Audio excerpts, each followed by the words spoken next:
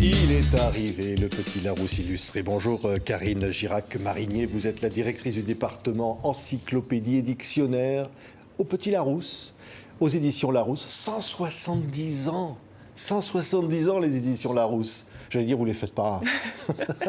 Nous sommes très jeunes, tout à fait dans notre esprit. Effectivement, les éditions Larousse sont nées en 1852, donc on fête avec ce millésime 2022 nos 170 ans. Ouais. C'est une toute jeune maison.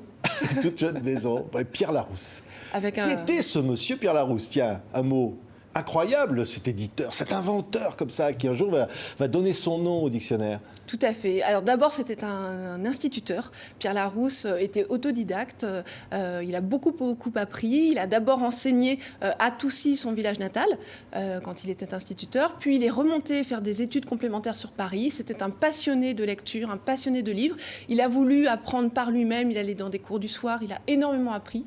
Et il a décidé de monter une maison d'édition, de devenir même imprimeur et de fonder la Maison Larousse. Et il a décidé très tôt, en fait, de faire des ouvrages scolaires pour les enfants, parce qu'il a vraiment révolutionné l'apprentissage scolaire en poussant les enfants à réfléchir par eux-mêmes. C'était ça qui l'intéressait. Oui. C'est vrai que le slogan, c'était « Instruire le monde sur toute chose », ce qui est très beau, hein, et semer la connaissance à tout vent. Tout à fait. C'était son idée. Et d'ailleurs, ça a été son idée quand il a constitué le premier dictionnaire Larousse, qui était le nouveau dictionnaire de la langue française, qu'on a rebaptisé en 1905 en hommage à Pierre Larousse, le Petit Larousse illustré.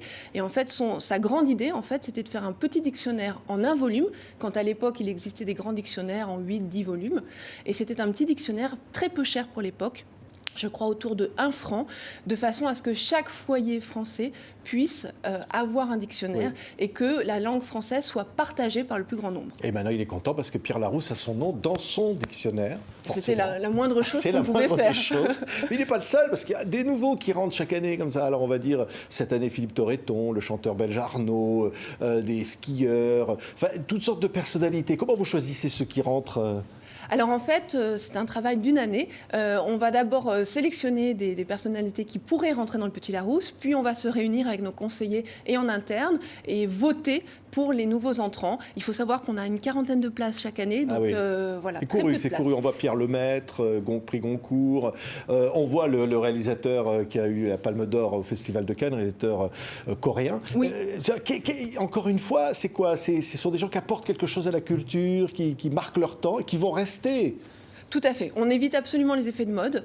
C'est pour ça que parfois on attend un petit peu avant de faire rentrer les gens. Ce qui est important, c'est que ces gens aient œuvré pour la culture, pour la langue française et pour les arts, les sciences, toutes les disciplines. En fait, on a vraiment des gens pour la mode, pour la gastronomie. Les frères Meyer rentrent cette année, pour le cinéma, Thierry Mugler pour la mode, tout à fait. Il y en a qui ne sont pas encore, ils doivent languir. Il y en a qui doivent dire je veux dans le dictionnaire. Ils vous font pression, non?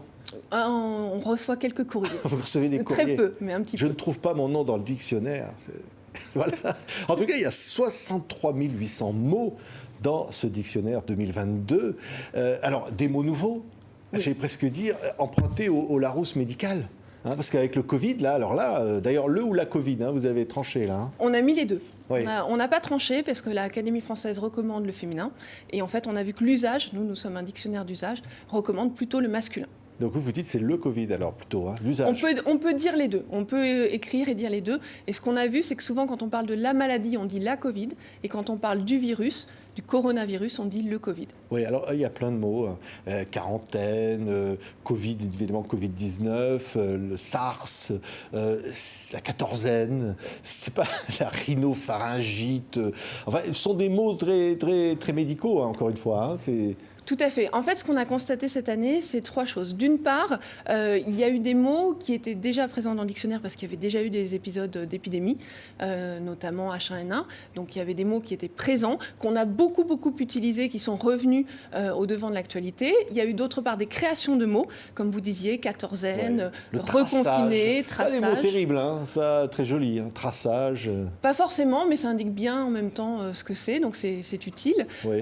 Reconfinement, déconfinement. Tout à fait. Ça n'existait pas. Ça n'existait pas, il n'y avait que le mot de confinement.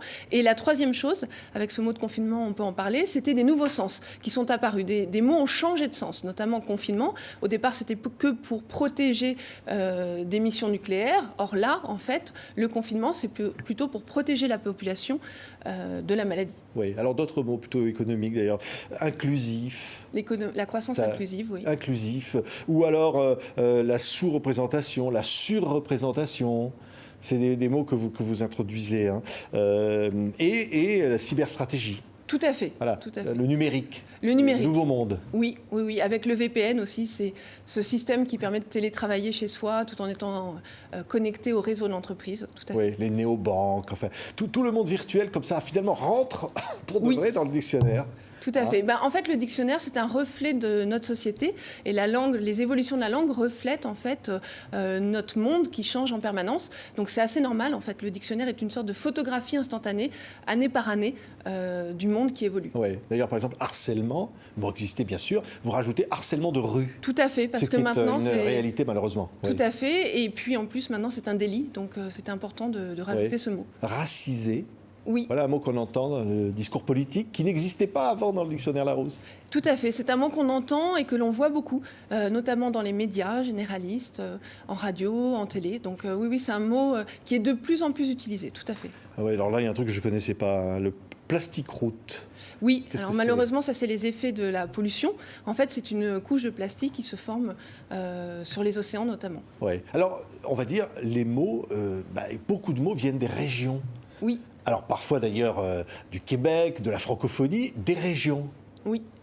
C'est un ancrage qu'a voulu dès le départ Pierre Larousse. Vous savez que Pierre Larousse donc, était bourguignon. Et donc dès le début, dans son dictionnaire, en 1856, il y avait des premiers mots en fait, des régions. Et on a continué en fait cette régionalisation de la langue française parce qu'il nous semble que c'est important.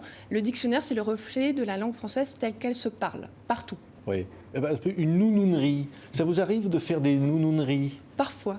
C'est nos amis du Québec qui disent ça. Mais ça rentre dans le dictionnaire. Oui. On va dire ce que ça veut dire, une nounounerie. C'est une bêtise, une étourderie. Une petite bêtise. Oui. Mais c'est très joli. Hein. C'est tout mignon. Oui. On les remercie, nos amis québécois, parce qu'ils nous amènent des jolis mots. Il y a les mots qui viennent d'Afrique, il y a des mots qui viennent de partout, finalement. Oui, s'enjailler, qui vient d'Afrique, qui est un très joli verbe pour dire faire la fête. Profiter de ses amis, faire la fête. Oui, donc il n'y a pas que la maladie, il n'y a pas que le Covid qui vous inspire. Le monde d'après, finalement, la vie. Au fond, on dirait un dictionnaire comme ça, c'est la vie qui rentre dans ces pages-là. C'est la vie qui rentre avec ses aléas, donc les difficultés auxquelles nous sommes confrontés, les difficultés de l'épidémie, de l'environnement, et puis les solutions aussi auxquelles nous pensons. Notamment, on a le mot consommateur qui est très intéressant puisqu'il rend en fait les consommateurs actifs de leur vie et de leur consommation. Oui. Comment vous expliquez le succès de ce dictionnaire? Ça reste, alors c'est un mot, je ne sais pas s'il est dedans, un best-seller, hein, un joli mot bien français, comme on dit. Non, mais comment vous expliquez ça encore? Et malgré la version numérique, d'ailleurs, les gens veulent posséder le petit Larousse. Hein. En fait, le dictionnaire, je pense que c'est vraiment un ouvrage qui est familial. On peut se plonger dans le dictionnaire à tout âge. D'abord, ça permet d'ancrer l'orthographe. En cherchant un mot, on est actif et on retient plus facilement l'orthographe. Alors que sur Internet, par exemple, on est plutôt passif et on retient moins. Et puis c'est surtout un beau livre. En fait, c'est un beau livre dans lequel on a des illustrations, des planches. Donc des enfants assez jeunes peuvent tout à fait avoir une première lecture des mots, découvrir des pays, des écrivains à travers le dictionnaire. Donc je pense que c'est un ouvrage auquel on est attaché. C'est souvent aussi le premier ouvrage de l'enfance. Bien sûr, il y a les albums, mais le dictionnaire, on le feuillette à l'école. On travaille dessus un petit peu à l'école, puisque ça fait partie des programmes.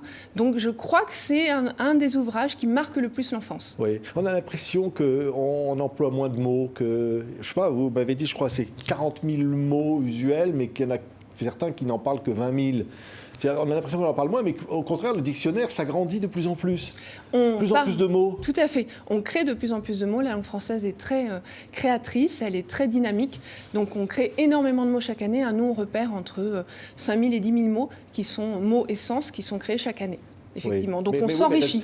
Oui, en même temps, on se dit qu'il y a quand même pas mal de mots là-dedans qui ne sont plus employés. Un certain nombre sont moins employés, mais en même temps, regardez, l'actualité peut les repousser. C'est le cas cette année. On a parlé de la quatorzaine, de la quarantaine surtout. Il y a des mots, le couvre-feu a refait son apparition alors que c'est un très vieux terme qu'on utilisait moins.